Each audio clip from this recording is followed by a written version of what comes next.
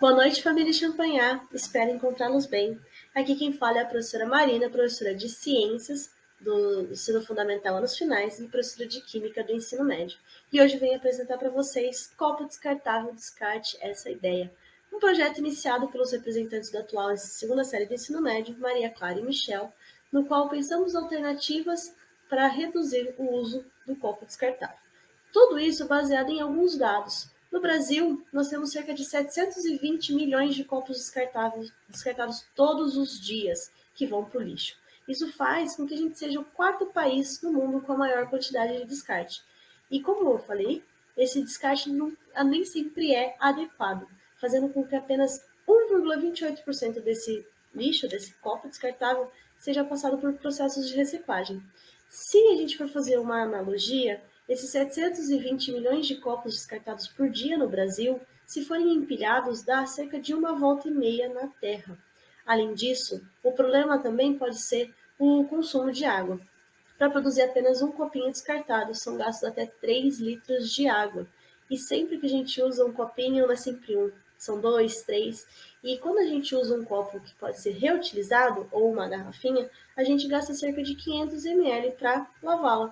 Então, se a gente for levar em consideração o uso dos copos, podemos economizar mais de 10 litros de água por dia, trocando o copo descartável por uma nova garrafa ou por outro copo que seja reutilizado. Então, esses copos eles são produzidos a partir do petróleo, que é uma fonte esgotável e poluente de energia e tem uma vida útil muito curta. Então, desde pegar do dispenser até tomar nossa água e descartar no lixo, são cerca de 13 segundos, uma média.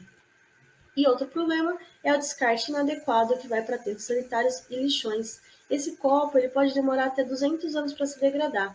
Então, o primeiro plástico que foi produzido lá na década de 80 ainda está entre nós. Não sabemos onde, mas ainda está entre nós.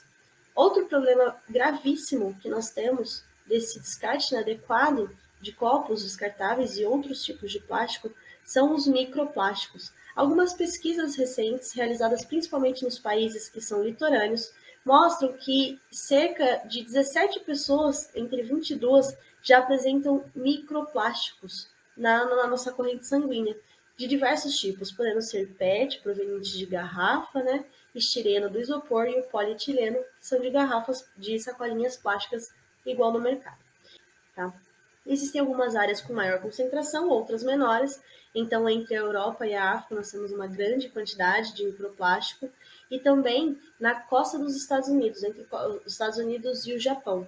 Nesse local, onde nós temos uma alta concentração, bem no meio do nosso mapa, nós temos um novo continente. Como assim um novo continente? Existe uma ilha de plástico, porque devido às correntes marítimas que arrastam esse plástico até um local, né, no nosso oceano, os plásticos vão se juntando, vão se acumulando, e essa ilha já tem mais ou menos 3,4 milhões de quilômetros quadrados e uma estimativa de que pesa mais ou menos 80 mil toneladas. Se a gente imaginar o território do Brasil, 40% do nosso território equivale àquela nossa ilha de plástico no meio do oceano. Isso também é equivalente a 2 vezes o território do México ou 14 vezes o território do estado de São Paulo.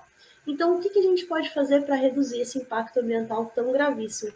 Levar para reciclagem correta desse plástico, uma limpeza. Então, às vezes a gente descarta um pote que foi utilizado para uma maionese, uma manteiga de qualquer jeito, a gente tem que fazer a limpeza antes de descartar. Mesmo dos copos plásticos, passar uma aguinha, às vezes, pode ser o suficiente. Então, existe uma triagem, que é a separação desse material, que passa depois por um moedor e forma uma nova matéria-prima para um novo material. Um outro projeto idealizado na escola foi o uso de lixeiras para que esse material seja colhido de forma separada. Os 4 mais comuns, papel, plástico, vidro e metal, mas também existe para materiais mais específicos, que são em casos de hospitais ou outros locais como madeira, hospitalar, material radioativo e o lixo orgânico, que deve ser separado.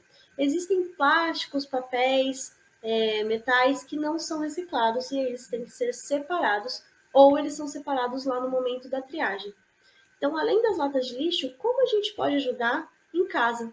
Fazendo a coleta seletiva, separando o lixo reciclável, fazendo a limpeza dos materiais, deixando em sacos de fácil visualização ou até em caixas de papelão, e buscar informações quando a empresa responsável pela reciclagem vai passar no seu bairro. Por fim, qual é a nossa alternativa? Qual foi o projeto idealizado para a redução de copos plásticos?